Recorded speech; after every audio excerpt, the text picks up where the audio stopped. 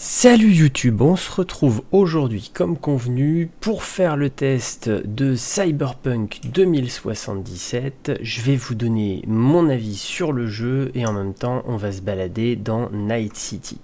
Alors, on va déjà commencer par ce qui fâche. La première chose qui fâche, c'est que là je joue en 2K Full Ultra Ray Tracing et que le jeu est pas si magnifique que ça. Il est pas mal, mais il n'est pas magnifique. Voilà, on voit il y a des PNJ qui sont bof, il y a des PNJ qui vont être beaucoup mieux faits.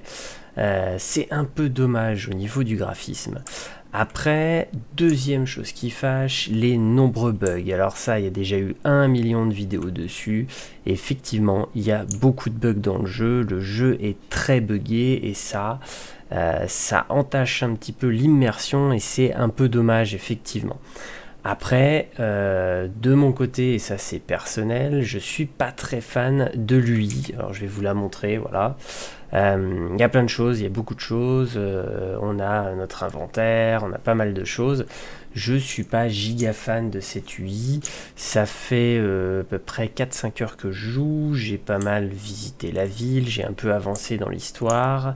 Et franchement, l'histoire me plaît. Donc on va dire que le jeu me plaît, mais qu'il y a plein de petits couacs, de petites choses qui viennent un peu me déranger pendant mes parties.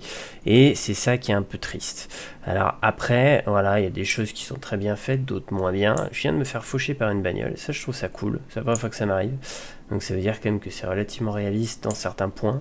Mais voilà, il y a plein de petits défauts, il y a plein de petits soucis, et ça c'est vrai que c'est un peu dommage. J'espère que des patchs vont arriver au fur et à mesure pour améliorer tout ça.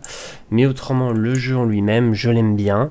Donc si je dois lui mettre une note, soyons très clairs, je vais quand même être un peu assassin parce que c'est un jeu qui coûte 60 balles, qu'il est fini, qu'il a eu de longues années de développement et qu'on s'attendait vraiment à un truc top de chez top. C'est pas le cas, donc je lui mettrai 12-13.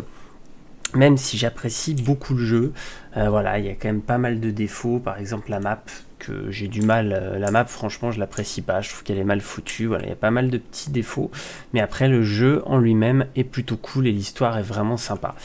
Donc mon conseil, attendez qu'il baisse un peu de prix ou qu'il y ait des patchs avant d'investir. Et pour ceux qui y jouent déjà, n'hésitez pas à me donner votre avis dans les commentaires.